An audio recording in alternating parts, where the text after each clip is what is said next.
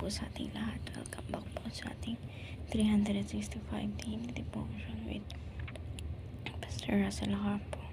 So, ang topic pa natin for today, bakit ang pag-ibig ay hindi isang negosyo at mayroon tayong concept na unconditional love. Sabi po dito, the unconditional love is a pure love. It is kind of love that expects nothing in return.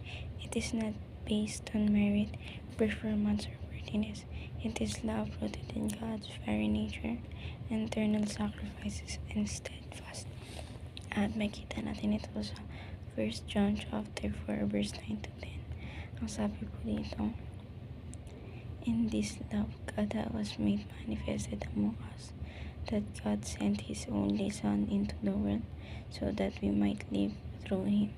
In this love, not that we have love, but that love us and sent His Son to be proportional for our sins.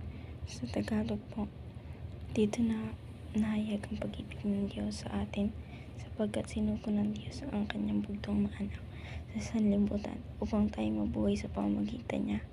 Narito ang pag-ibig, hindi sa tayo umiibig sa Diyos, kundi siya yung umiibig sa atin at sinuko ang kanyang anak sa pantubos sa ating mga kasalanan. At ngayon po, share ko po yung mga natutunan ko sa naging topic po natin for today. Simulan po natin sa teaching na unconditional love is pure love is investing without expecting ROI. So, yung pagmamahal pala is para talaga siyang business na kung saan you have to invest everything na meron ka and you're not expecting na mababalik sa iyo. So, sa second teaching naman, pure love doesn't diminish due to failure. So, yung pagmamahal pala is hindi siya nabubuo sa pamagitan ng mga failures mo. Siyempre kasi iba sa business, nabubuo yung business nila dahil sa failures na nagagawa nila. Sa third teaching naman, pure love can only be outsourced from Christ. So, ang tunay pala na pagmamahal is galing pala siya sa Panginoon at hindi galing sa ibang tao. And yes, makakuha ka ng pagmamahal sa ibang tao, but then iba yung pagmamahal ni Christ para sa'yo. So, dadako tayo ngayon sa ating application. First application, love unconditionally and always win. So, magmahal ka palagi ng totoo sa buhay mo, and syempre, kailangan mo ipanalo palagi yung pagmamahal na meron ka. So, sa second application, love despite evil intent and behavior. So, magmahal ka even though masasama yung nakapaligid sa'yo. And syempre, hindi good behavior.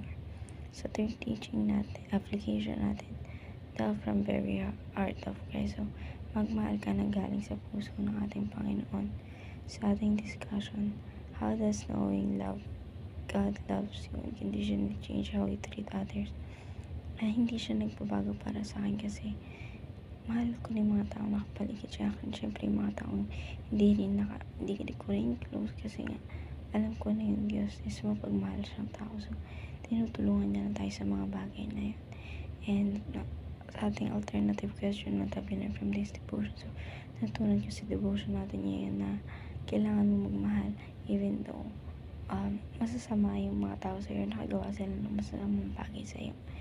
And how can you practically apply devotion? So, may apply ko sa sarili ko yung devotion natin yan sa pamamagitan na mag-spread pa ng love sa ibang tao at hindi lang yung sa mga taong nakapaligid sa akin. So, ayun lang po for today's discussion. Thank you for watching.